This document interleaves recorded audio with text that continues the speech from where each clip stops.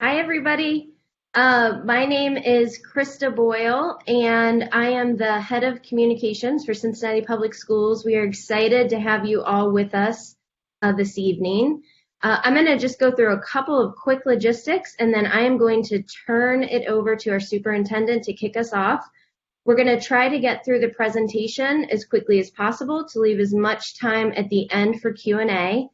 There are two ways to submit Q&A. The first is through the Q&A function, and then that will be something that everyone is able to see and respond to. And then you also can do live Q&A and just raise your hand. So use the raise your hand feature that you should see. You'll be put in queue, and we're just going to do first come, first served. You will receive an invitation, and if you accept that invitation, and when it's your turn, we'll call your name and you can unmute yourself. And if you choose to put on your video, that's great too. If you have technical challenges, you can submit that to moderators through the chat function. We are going to try to be respectful to everybody's time. We know evenings are busy.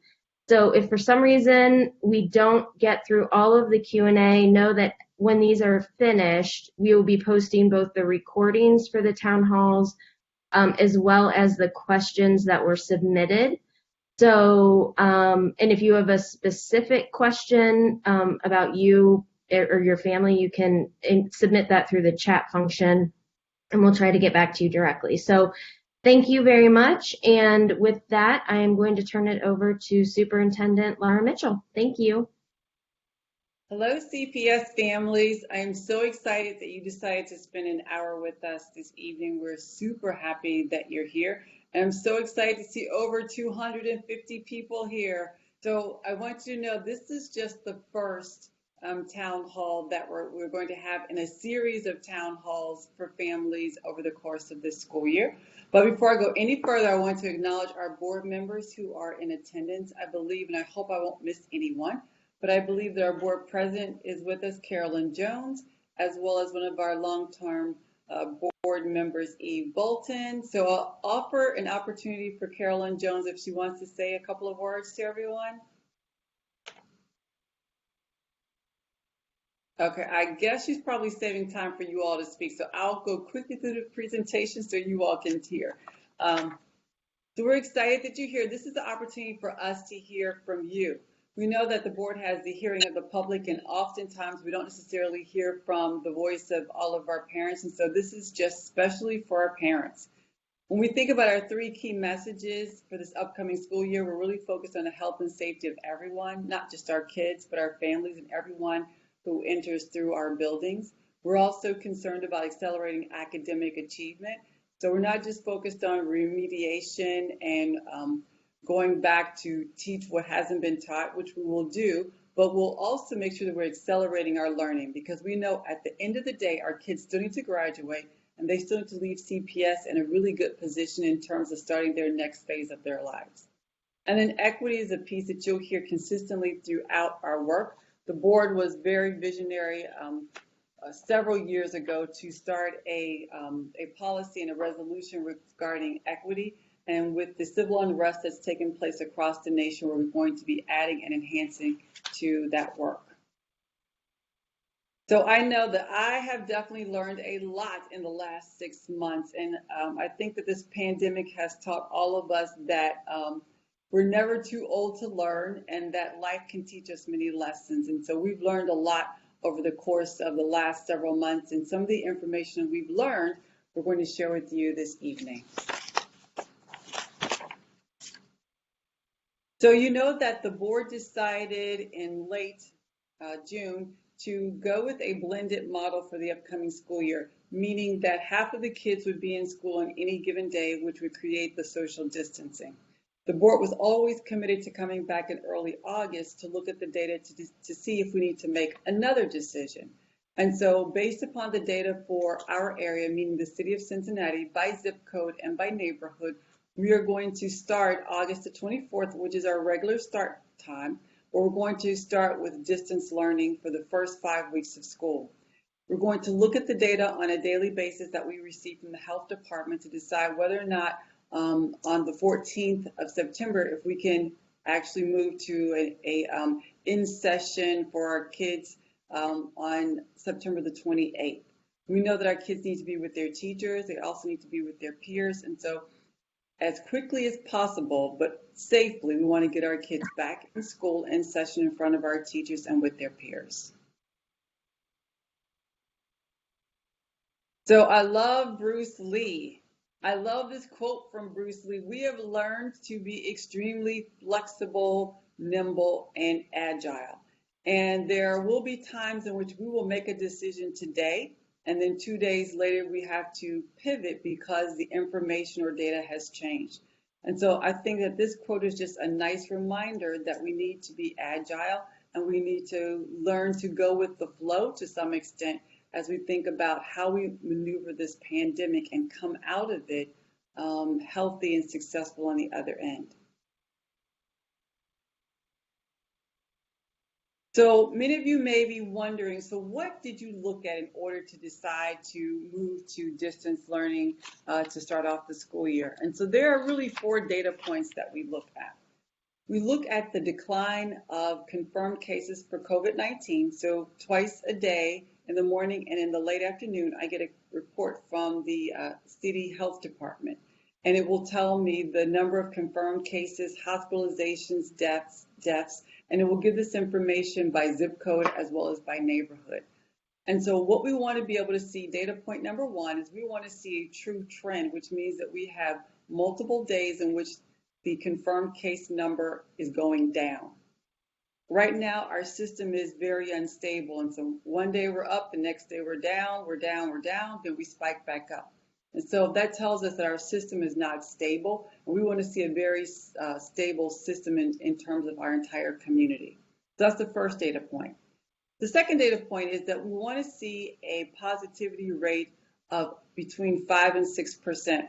And I should have mentioned that we aren't making these decisions in isolation of healthcare professionals. So we are working with children's hospital physicians as well as representatives from the city health department. They are helping us with the decisions we're making. Currently, the positivity rate is 7.7 as of last Friday, and this rate pertains to, of the people who are given the COVID-19 test, how many or what's the rate of positivity in terms of confirmed cases. So we are higher than we want to be as a city. We want to be at 5 to 6, and we're at 7.7. The third data point that we look at is the public health advisory system, and that was issued by the governor. And this advisory system is built on 4 levels, starting with yellow, orange, red, and then purple is the highest level, level 4. We were in level 3, which is red for an extended period of time, but I'm thankful to know that because people have been social distancing and wearing their masks, that we are now in orange, and so we've come down a level, which is a great thing. The fourth piece of data that we look at is we look at what's the turnaround time for people to actually receive their test results if they have had an assessment for COVID-19. And right now, it's anywhere between 3 to 14 days, and we believe that that's too big of a variance, and we want to see a more consistent, fast turnaround time to say that people are testing negative and that we really are a trending down in terms of decline in cases of COVID. So that gives you an idea of what we monitor. And now I'm going to turn it over to Sarah Trimble Oliver, our Chief Strategy Officer, who can talk to you very specifically about the safety protocols we're going to put in place once our young people join us back in our school buildings. Thank you. Good evening, CPS families. We are very much looking forward to the day when we can welcome our students back into our school buildings, because as the superintendent said, we know that is what's best for them academically and social emotionally. When we do this, we want to make sure that it is the safest environment possible. This doesn't mean that it's going to be a zero risk environment, but the goal is to have lowest risk possible. So you will see on the next slide, we have taken the CDC considerations for schools, and we have adopted them into our district safety plan. None of these guidelines from CDC are requirements in the United States, nor in the state of Ohio, but at CPS, we are implementing every single one of them. Now, these safety precautions do require a heavy financial investment, and they will impact school operations. We can all be sure that when we do open our school buildings back up, that school is not going to look the same as it did before we closed in the spring. So if I were to summarize the top 4 most important parts of this safety plan, here they are in order. Number 1 is the 6-foot social distance. It is the most important and the hardest to do. Number 2 is masks, which will be required by everyone in our buildings and buses. Number 3 is hand hygiene, and number 4 is cleaning and disinfecting. We can go on to the next slide. We are asking for your help as part of this safety plan. We're asking all parents and guardians to monitor your child for symptoms. Please take your child's temperature before leaving for school in the morning, and if your child has any symptoms, please keep them at home. This is how we keep each other safe right now. We also want to ask for your help in another way. If you could please have arranged methods for your children to get home in the case that they do become ill during the school day. This will help us be able to isolate individuals and prevent the spread of COVID in our buildings. We are going to have temperature screenings in all of our buildings. We will also have a school nurse in every school in an isolation area. We'll have a system to track any confirmed cases. And if we do have any confirmed cases, we will follow our protocol, which is isolating the individual, determining if there were any close contacts, cleaning the infected area, and considering possible classroom or school closures if necessary. It will also include notification letters of confirmed cases. On the next slide, you will see what a typical classroom might look at with 6-foot distancing. This is going to be a hard habit to get used to, but we must because it is the most important part of our safety plan. You also see an example of our classroom cleaning kit, which the district is providing to every classroom. And finally, our district safety plan was reviewed and informed by the Cincinnati Health Department and Cincinnati Children's. We're very fortunate to have those medical expertise guiding us as we reopen our schools. And I will introduce our next presenter, Tiana Amat.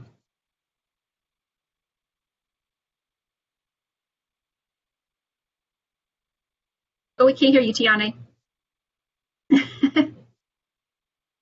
Sorry, I was on mute. Good evening. I'm here to talk a little bit about distance learning and what that will look like in the fall. Next slide, please. We believe in clear expectations, being prepared, and having an opportunity for practice will give our students, staff, and families the best opportunity for a successful start. And we're going to start with building relationships and doing that through Google Meet. We are also in the process of printing staff, student, and family handbooks. And at our orientation, we want to make sure that our students have schedules and at the high school, a syllabus. I want to highlight the last 2 bullets here on attendance and grading. This will be different than fourth quarter. Attendance is required for all academic courses. And then grading will go back to our normal grading, and we're moving away from the pass or fail. We want to make sure our kids are successful and remove all obstacles. So making sure that they have devices and connectivity, textbooks. There will be instructional supplies and art supplies that they can take home. And also making sure that they have access to Power School and Schoology and no teacher's office hours. We want to provide an opportunity where students are practicing accessing Power School and Schoology. They have the ability to upload assignments and check grades and log on to Google Meet. There are some tools to help us do these 4 things. For building relationships, it's Google Meet. So making sure all of our staff and students and families are proficient in that area. That will provide a face-to-face virtual contact. We will continue with our MAP assessment in grades K through 12. And MAP has figured out a way that teachers can proctor the exam virtually. We want to make sure that we are clear with the change in grades and communicate that to our students, and making sure that they know to go on to Power School so they have access to that information. And if they need help, they know clearly their teacher's office hours. And with accelerated learning, we heard loud and clear from our families that we need a little more consistency. So we're ensuring that our staff will be using district curriculum along with Schoology as our learning platform. The last two slides are around schedules, just sample schedules for the upcoming school year. So a typical day is 7 hours, and we're going to make sure that our students have about no more than 3.5 hours of screen time. So where you see in your child's schedule opportunities for self-directed learning, they do not have to log on. But for classes like fine arts, music, PE, and the academic areas, they will log on to Google Meet to get that direct instruction from teachers. Also in their schedule, there will be clear office hours for different content areas. In the high school schedule, we broke up the Bell schedule. So for instance, next slide, please. On Tuesdays and Thursdays, your child may have bells 1 through 3, and Wednesday and Fridays 4 through 6. There will also be opportunities for self-directed learning, office hours, breaks, opportunities to meet with the counselors, and advisory. That concludes my portion, and Assistant Superintendent Bunty is up next. Good evening. Thank you for being here with us tonight. Next slide, please. There are many questions in the chat regarding our students with disabilities. So please know that all of our students will continue to receive services during our distance learning time. We recognize that each learner has unique situations, and as such, your child's intervention specialist will be in touch with you during the week of August 24th to talk through how we best can provide those services. We also know that some of our students require assistive technology, augmentative communication devices, and those devices will be sent home with them. Next slide, please. We also know for our English learners that we have specialized programming going on for them as well. Our ESL itinerant teachers will be providing instruction in a remote environment, and our translators will also be available. Next slide, please. We've talked a lot about how we are going to work to keep our staff and students physically safe, but we also recognize that one of the guidance provided by CDC is that we keep them emotionally safe as well. As such, we recognize that all of our staff will have training on Thursday, August 20th in social emotional learning. Our school social workers will be available at each school site to provide small group support for students who may need it.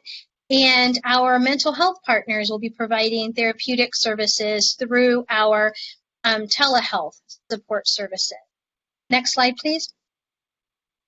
There's a lot to remember in terms of our safety guidelines that Sarah Trimble Oliver shared earlier. So guides have been created so that students will be able to refer to it and practice in their school environments when we return, and also to be able to review it when they're at home.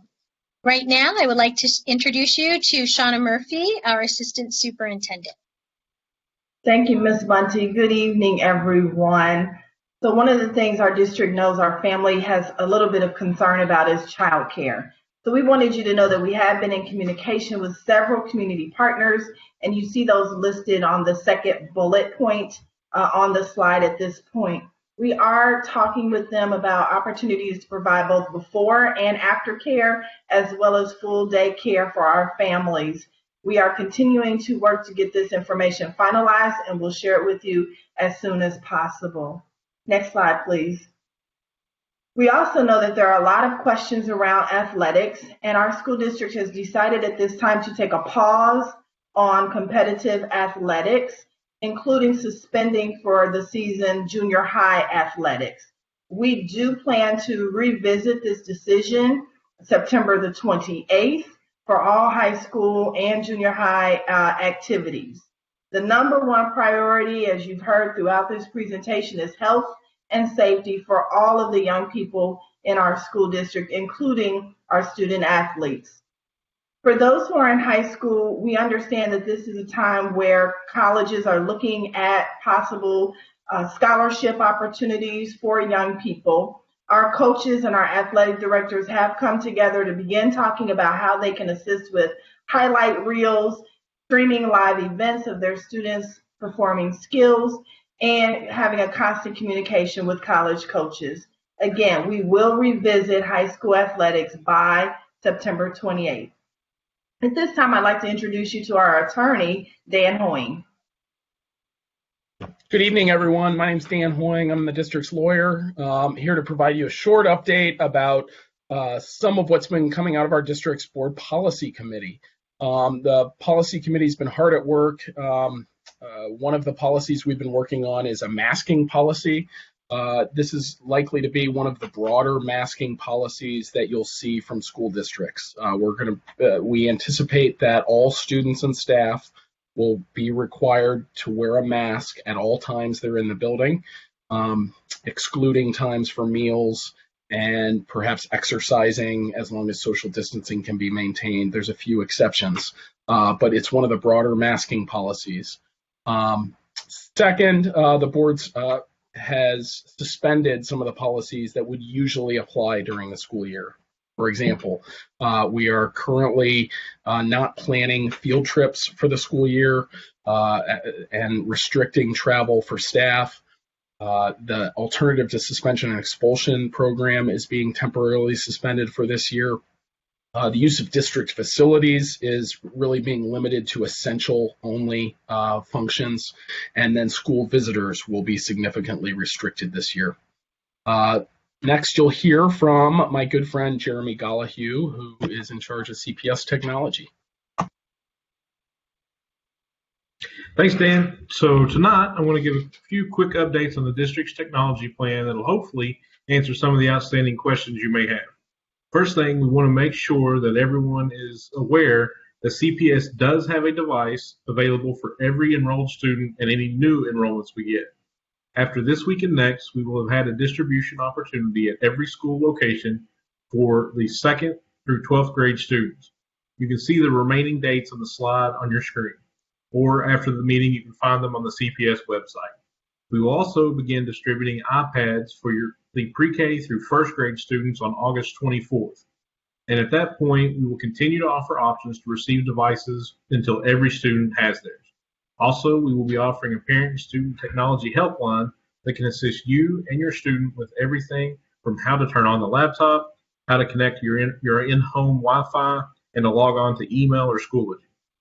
We expect this to be up and running during the first week of September. Last but not least, the Connect Our Students free internet program is now available to all eligible families at all CPS schools. And in this case, eligible simply means you have a student enrolled at CPS and you live within the Cincinnati Bell service area. Now, there are two ways to sign up for the service. The first is at the future CPS device distribution site you saw on the list. You will find a Cincinnati Bell table where you can walk up or pull up and sign up on the spot. The second is to call and sign up directly at the numbers you see on the slide before you, or again, after the meeting, you can find them on the CPS website. One very important thing to remember is that your address has to be up to date with CPS so it can be verified as eligible. Unfortunately, as with any new program, there are bugs to work out. So if you called in last week and were told that your address didn't qualify, we apologize. There are a number of addresses that were having unexpected issues, but we put things in place starting today that should correct most, if not all of them. So please try again. And if you still have issues, absolutely let us know and we'll get it taken care of. But with that, I will turn the presentation back to Krista. Thank you, Jeremy. So we have a couple of burning questions in chat. So I'm going to ask those, and then we will go to the folks who have raised their hands. So Tiana, these are both for you. And the first one is for student orientations. Why did we decide to do those in person if we're going to be doing distance learning? And then are there other options if parents aren't comfortable sending their students in person? Great question. Our initial thought was really providing an opportunity for students and teachers to connect. Right now, we are in discussion of looking at a variety of platforms to hold orientations like videos or Google Meet. So more information to come. Great, thank you. And then the second is about the absentee policy. So will kids who either can't or for whatever reason don't show up to, say, a Google Meet session at a given time, will they be counted as absent? Yes. Okay. We have, I would say definitely having the discussion and connections at the school level, but we do have social workers and attendance clerks available to support families. Okay, thank you for that. I know several people were interested in that particular one. So it looks like we have Kathy who has raised her hand. Kathy, if you would like to unmute yourself, we'd love to hear your question. I'm just wondering if the teachers are going to be teaching from their classroom or if they're going to be teaching from their homes.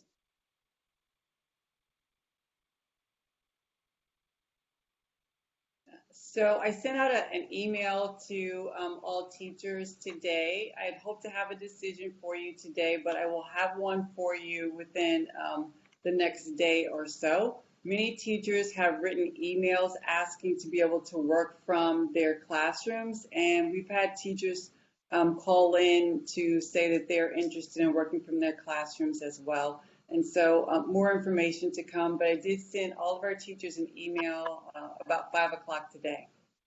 That is good. I mean, they have a state-of-the-art classroom. I'd hate for that to be wasted for some of them to teach from their home where they don't have access. I think the kids seeing these teachers in the classrooms would be a great thing.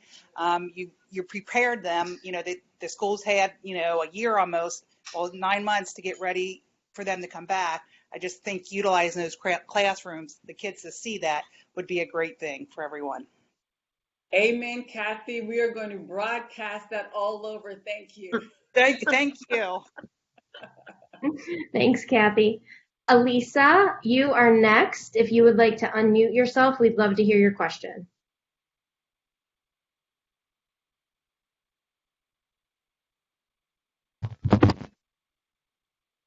Hi.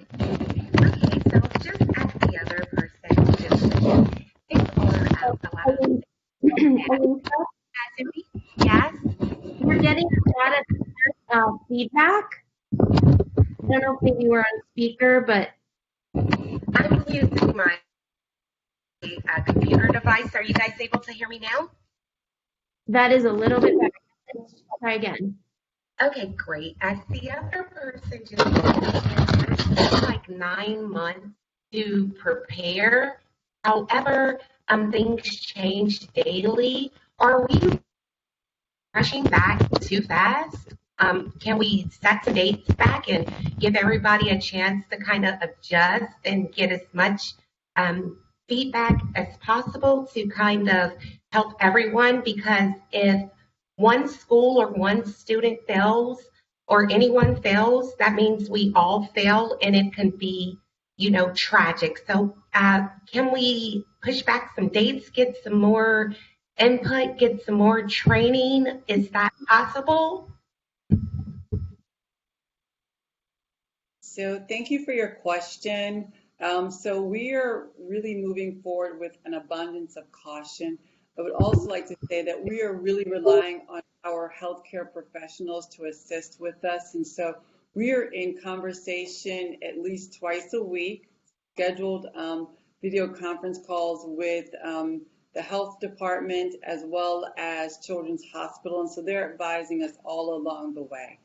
What we are very interested in is being able to, when it's safe, get our kids back with their teachers and their peers as quickly as possible, because the governor has indicated in a conference call that I had with him a couple of weeks ago that his national experts who do modeling in terms of infectious disease anticipate that it's likely that in the months of November, December, and January, we will not be able to have face-to-face instruction because of flu season and COVID-19.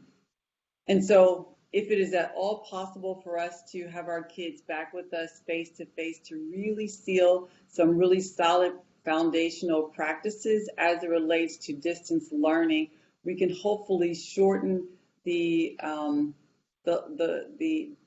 back or the slippage in terms of their learning and in creating learning gaps. So what we don't want to do is have an entire year go by in which we don't feel that we were able to make some serious ground with our students educationally. And so we're really gearing up, quite honestly, for November, December, and January so that we can make sure that we have really good practices in place as it relates to distance learning to be able to have our kids be successful. We believe that a way to be able to do distance learning well is to build those practices with the kids face to face so they really understand what is expected and what they have to do and how they can be supported during the distance learning portion of the school year. So again, we're moving with an abundance of caution with our healthcare professionals beside us. Great. Thank you, Superintendent. That was helpful. And actually covered a couple of other questions that people have about the data and how we got here. So thank you for going into that detail. Sarah Trimble-Oliver, I have a question for you that I think I mostly just want to clear up. Are we charging parents for masks? No, we are not. We do ask parents to please provide a mask for your child, but we will have masks available for those who do not have their own, and they will be free. Thank you, ma'am. Jeremy, I also have a couple of tech help questions. So for folks who, for whatever reason, did not receive instructions when they got their laptop, are those instructions available anywhere else? And then what about just in general, how can students and parents get technology help if they need it? And will we be doing a hotline? Those kind of all bundled together. So I'll take the second one first. We will be having a hotline that's available to parents and students directly. As I noted during the presentation, we're hoping to open that the first week of September. In the meantime, if you have issues, you can still contact the school or customer care and let us know, and we can contact you back to help. The first question, what was the first question? I'm sorry. Is there somewhere else that people can receive instructions if they did not get them with their laptop? And by the way, if the answer is no, I'm glad to help put those online so we can get those to people. So it depends on what instructions we're referring to. So if we're referring to the instructions for the Connect Our Students program, you can find those on the website at the CPS website. If we're referring to instructions for the device themselves, yeah, we can put those online. Okay, great. All right, so we'll do that. I'll make sure we get those from you. Okay, so we have a couple other folks in queue. So Deborah and Grover Taylor, if you would like to unmute, we'd love to hear your question. Yes. My question is, am I understanding this correctly, that the student will be required to log into their computer for 3.5 hours a day for face-to-face instructions with their teachers? That is correct. It's not back-to-back time, but about half of the day will be teacher-directed instruction. Okay, now that guideline that you have, is that set in stone, or will each school have their own thing that they'll be sending out for the times? Each school will set up their own schedule. Okay. So what I shared today was just a sample. Each school, each grade level, each student will have their own schedule. Okay, so I guess they'll be doing everything on Schoology and so forth, and then that's how they'll be graded? That's correct. Okay, now will the teachers be required to grade those tests or whatever in a certain length of time so that student doesn't fall too far behind? I mean, like yes. If an assignment is due on Wednesday, when can we expect a teacher to have that graded and posted so we can see the grades?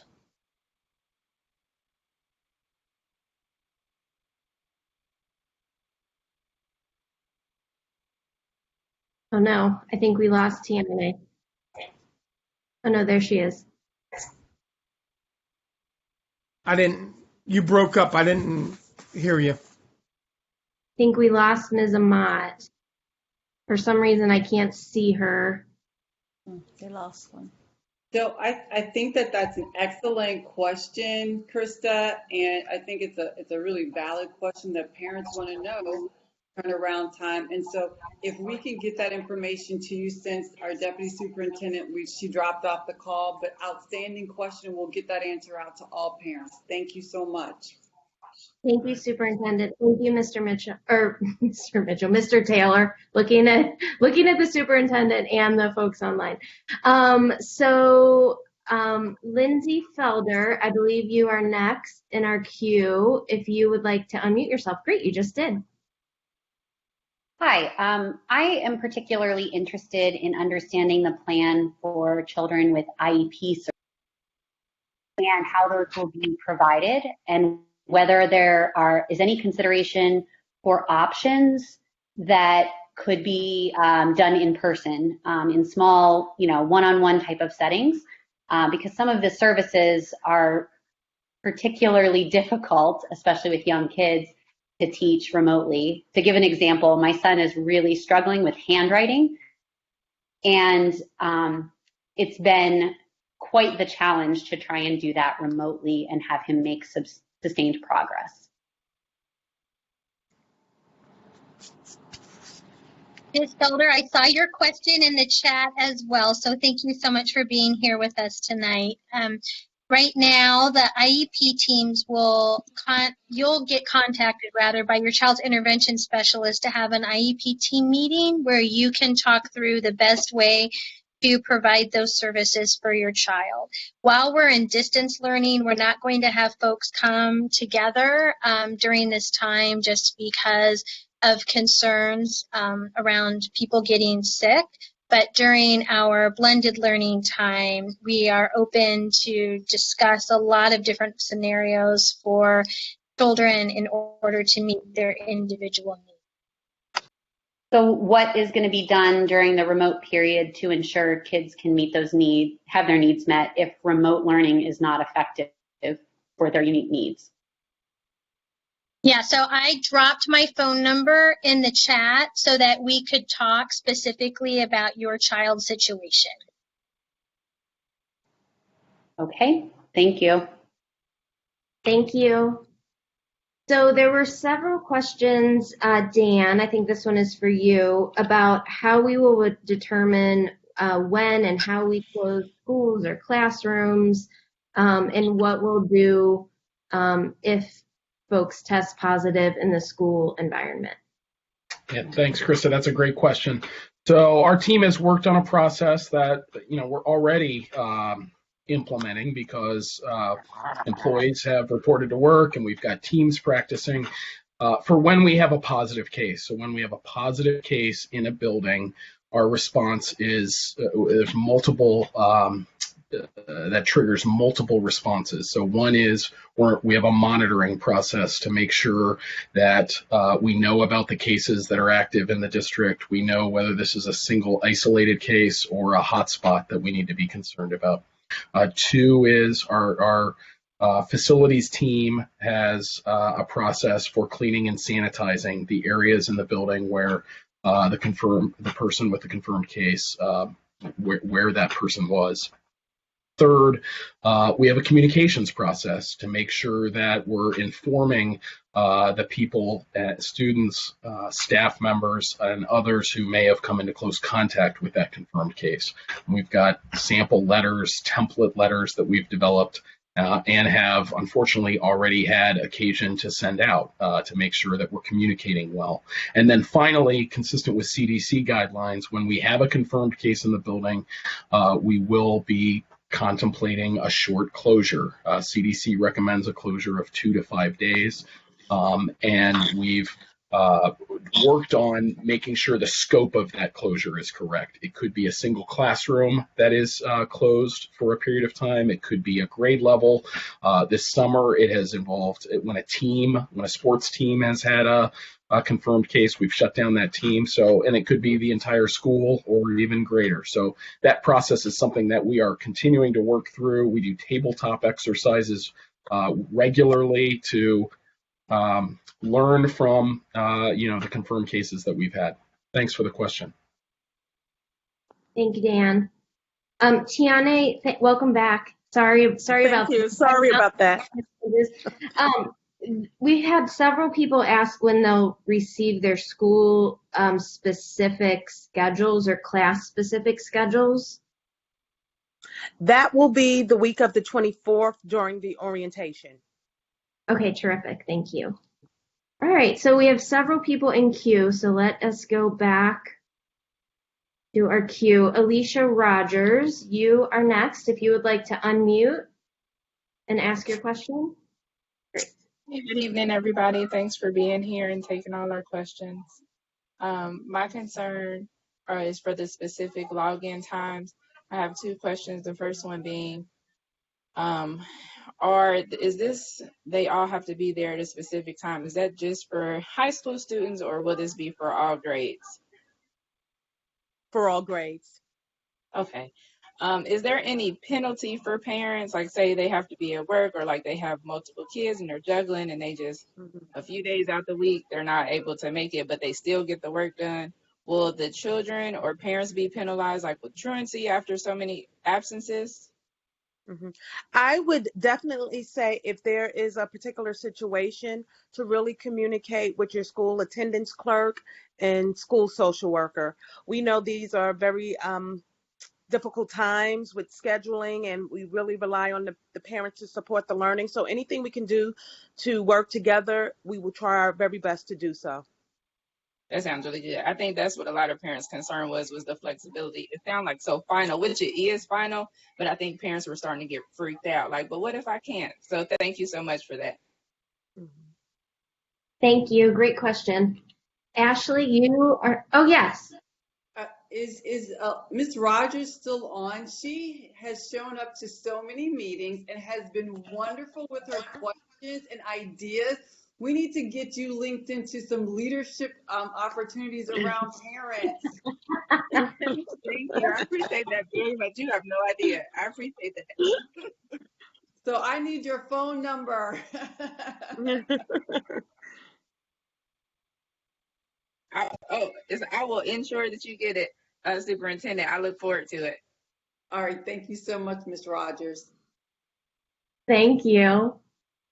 Ashley, you are up next.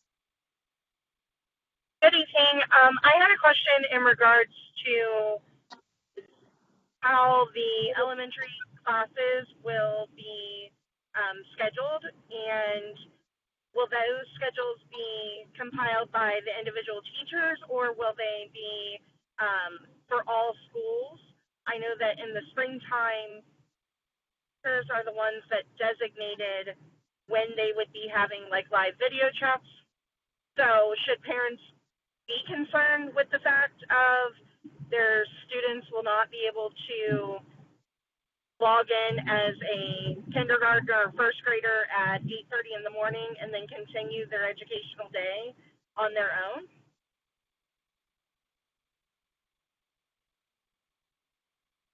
I'm not sure of the question, but there will be times that the schedules are being created at the school level based on grade levels and requirements. For instance, a certain amount we need to offer ELA. There will be times where we have to have direct instruction. So all kids are available, teachers are available to lead that instructional time, but there is also a great portion of the day for flexibility, or what we call asynchronous learning, where they will be working on school assignments and practicing materials learned from the Google Meet instructional time. Great. Thank you. And so our next question comes from Brian Duffy. You are next in queue, sir. You would like? Hi, thank you. I'm kind of following up on what I believe it was Miss Rogers asked about. I understand that you're going to have attendance clerks and folks that can work with families if they aren't able to attend a class to kind of, sounds like, clear that up.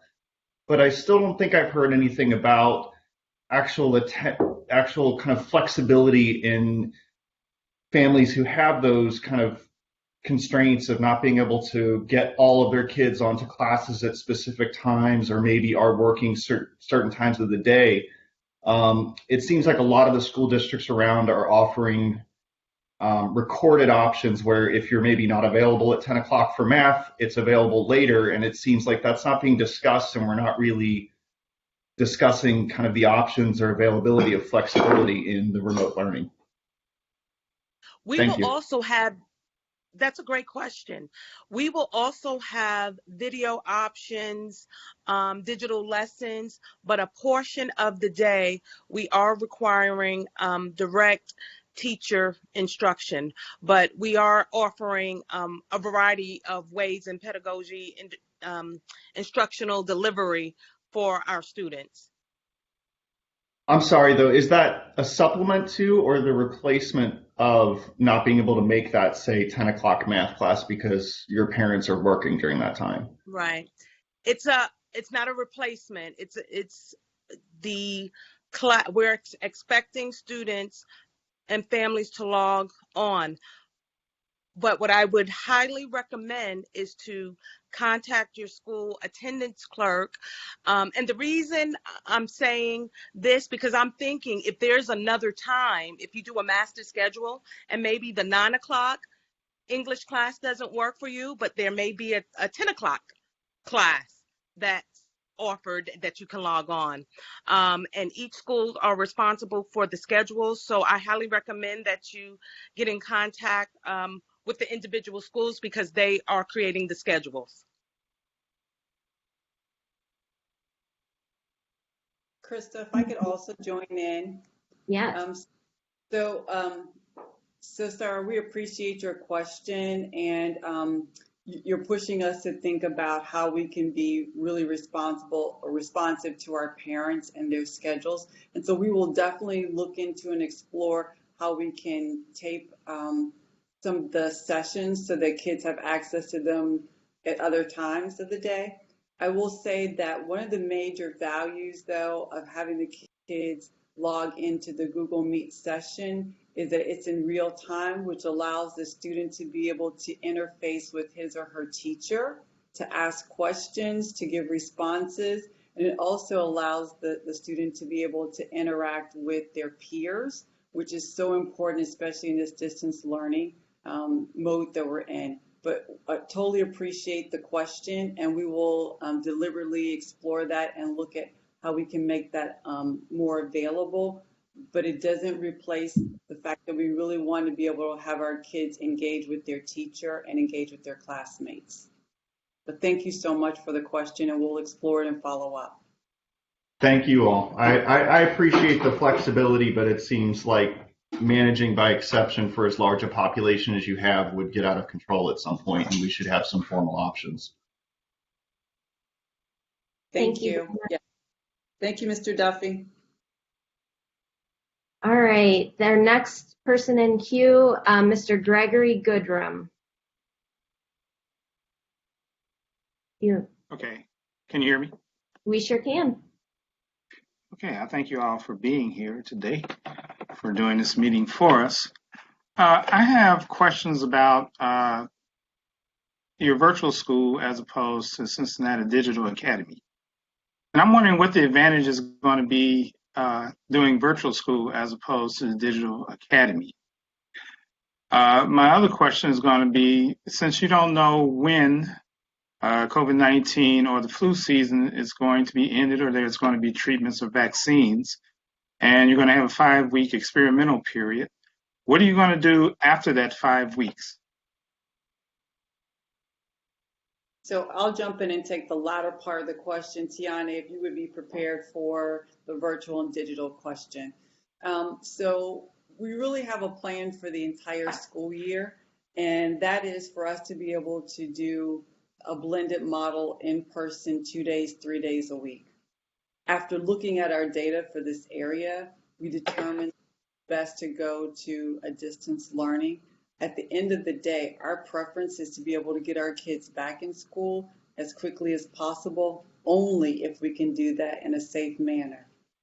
If on September the 14th, the data has not improved in terms of the number of confirmed cases, and there's truly a trend, if we are back up to red and we're purple, and so it's like a series of data points all together that we look at the same time.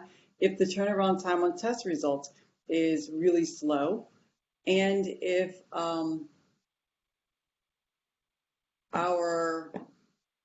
the 1 point, it just flew right out of my head. Positivity rate. If our positivity rate is above 6, then we will stay in distance learning. And so our plan, though, is to get our kids back, but if we can't do it safely, then we'll remain in distance learning, which is the reason why we want to front load as much of the distance learning practices and the instruction up front as possible. But there really is a long-term plan, and that is the the blended learning 2 to 3 days a week. If we can increase it and go to 4 days a week, that would be even better. So no matter what happens, whether our data stays the same, we'll be ready. If it improves, we'll be ready to come back. And if it is at a point where we feel like we can just do 2 to 3 days, then we'll do that. So we've planned for at least 3 to 4 different scenarios. And then Tiana, sorry. Yes, and I'll jump into the first question. Virtual and Cincinnati Digital Academy are 2 different programs. For this case, it's really the Digital Academy, which is aligned to our district curriculum, where Virtual Academy is for high school students who are in need to recover credits. So 2 different programs. Because we are in distance learning across the district, my recommendation would be to stay in your currently enrolled school and then make the decision in the next 5 weeks whether you would want to transfer over to Cincinnati Digital Academy. But that's the biggest difference between virtual and CDA. Tiana, while you're talking about Cincinnati. Oh, go ahead, sir. Go ahead. Yeah.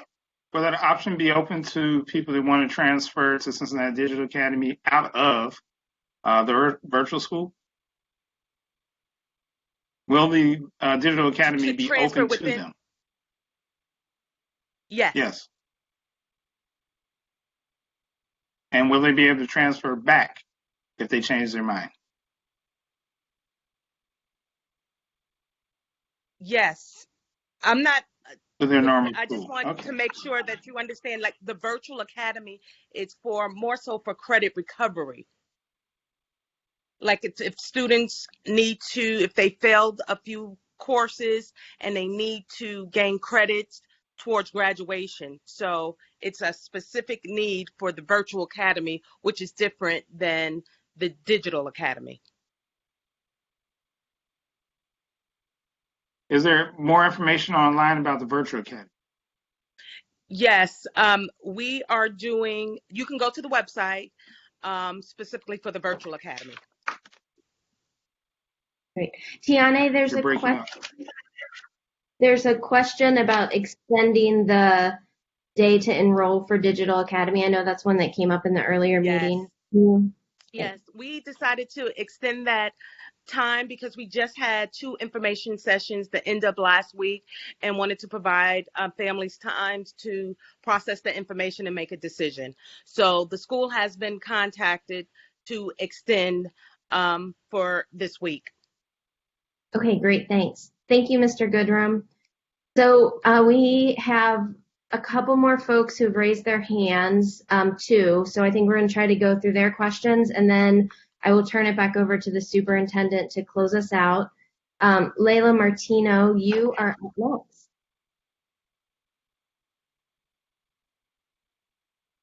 If you'd like to unmute yourself.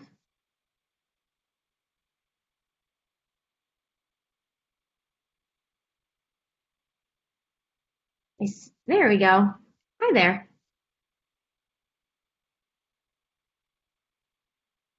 Oh, no, I see you're unmuted and your video's on, but I'm not hearing you.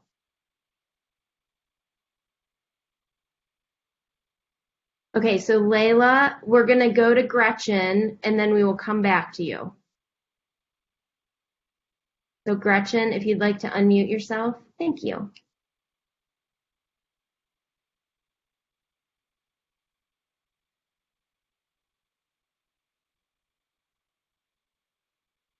Oh no, and I'm not hearing Gretchen either. Okay, well, we may have been foiled by technology. Layla, do you want to try one more time?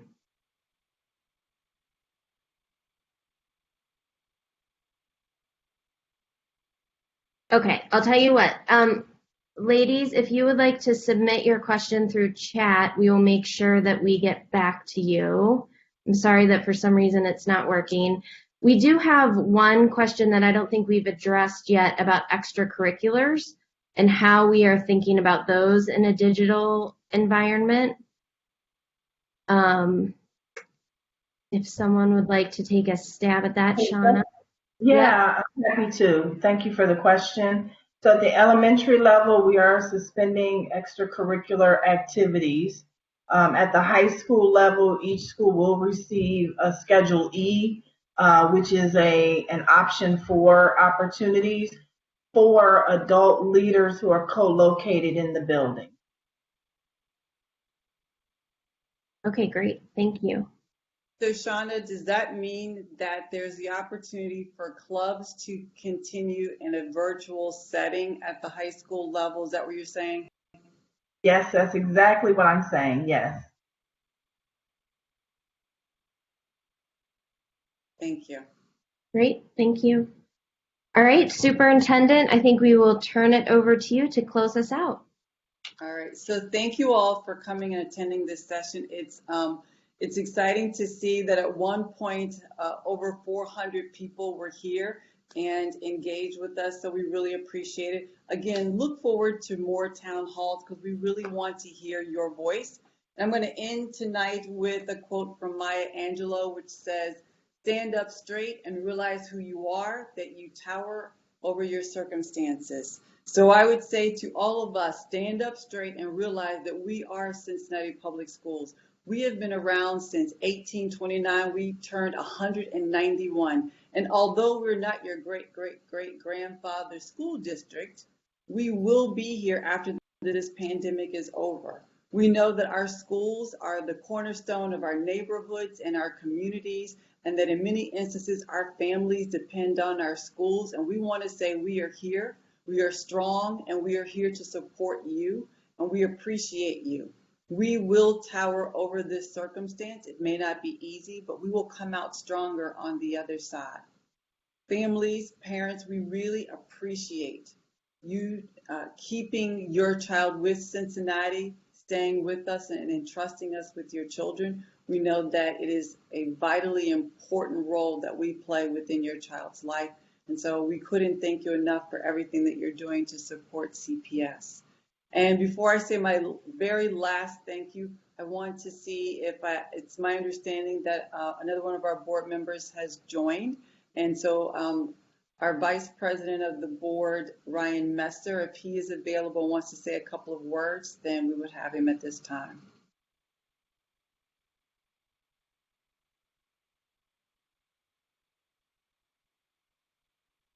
All right. Well, thank you, everyone. Thank you for sticking with CPS. We truly love your children, and we can't wait to get them back in our schools. And until then, we will see them virtually. Bye, everyone. Have a good evening.